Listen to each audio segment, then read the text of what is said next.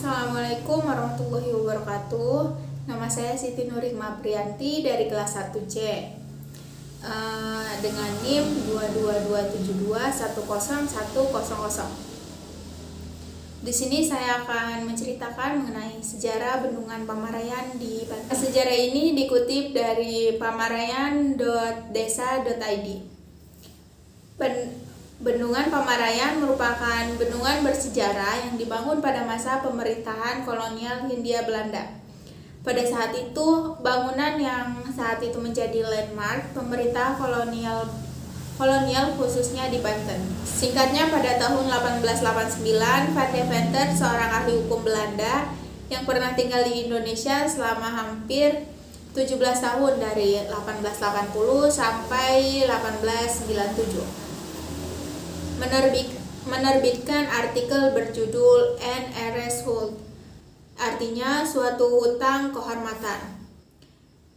Yang dimaksud hutang di sini ialah jasa besar baik langsung maupun tidak langsung dari Hindia Belanda bagi negeri Belanda. Dan hutang yang dimaksud dapat ditinjau dari berbagai aspek, terutama yang berkaitan dengan perolehan kekayaan dan kemakmuran negeri Belanda. Artikel tersebut akhirnya dijadikan rujukan bagi kebijakan yang dikenal sebagai politik etis. Kerangka kebijakan politik etis memuat prinsip penting, yakni edukasi, imigrasi, dan irigasi. Sedemikian penting kebijakan etis ini sehingga dipandang oleh para sejarawan yang sebagai kata kunci untuk memahami sejarah Indonesia, khususnya pada abad ke-20. Prinsip politik etis yang berkaitan dengan latar belakang dibangunnya Bendungan Lama Pamarayan ialah program irigasi. Yang perlu untuk digarisbawahi di sini ialah tujuan dari salah satu prinsip politik etis dalam aspek program irigasi ialah untuk mensejahterakan masyarakat pribumi. Pada abad ke-19 di Banten, khususnya dekade ke-8, terjadi serangkaian pemberontakan terhadap pemerintah kolonial.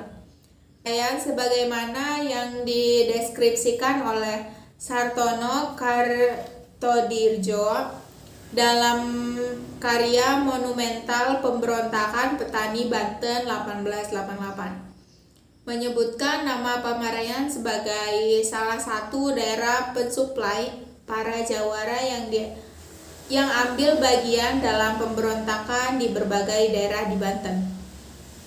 Peristiwa yang terjadi di Banten pada abad 19 oleh pemerintah kolonial dianggap sebagai akibat dari kemiskinan penduduk Banten. Itu sebabnya program irigasi bertujuan mensejahterakan masyarakat Banten melalui bidang pertanian.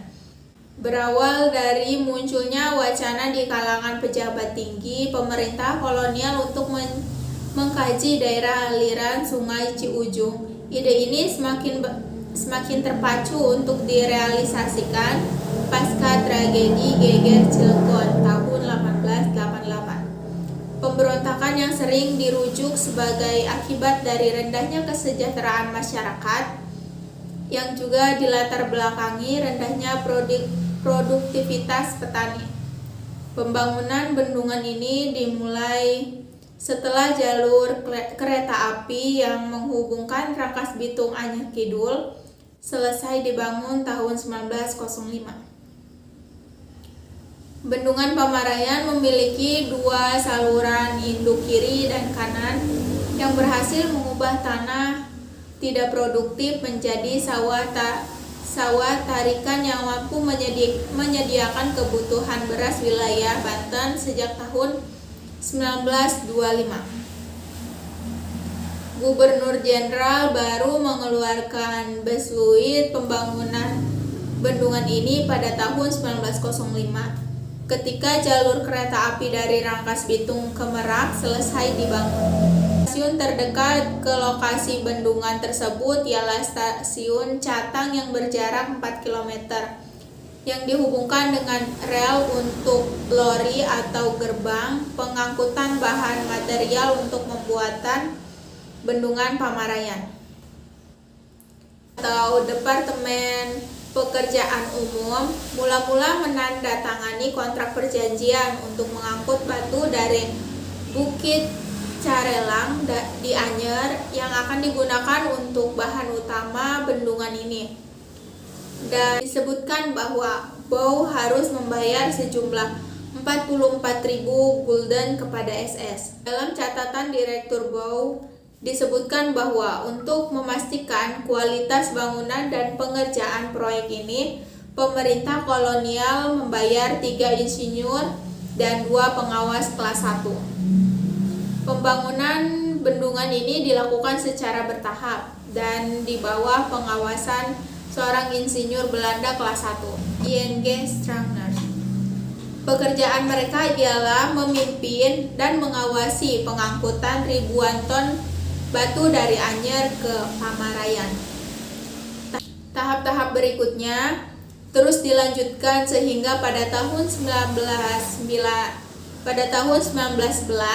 pembuatan kanal secara sempurna telah selesai. Kemudian dilanjutkan dengan pembangunan bendungan itu sendiri. Dilaporkan bahwa BOW telah memperkerjakan buruh harian sebanyak 300.000 buruh harian. Bendungan tersebut selesai pada tahun 1914 dan menghabiskan anggaran sebesar 2 juta gulden. Sebenarnya, ide tentang pembangunan bendungan Pamarayan sudah muncul sejak September 1876. Saat itu wacana tentang dibangunnya bendungan Pamarayan mulai diketengahkan oleh para pejabat tinggi pemerintah kolonial dalam kajian daerah aliran sungai atau DAS Ciujung. Sementara dalam naskah Besluit, Gubernur Jenderal sendiri tertulis nama Pamarajan yang menunjukkan suatu daerah di Banten. Kini salah satu kecamatan di Kabupaten Serang sebagai tempat dibangunnya bendungan.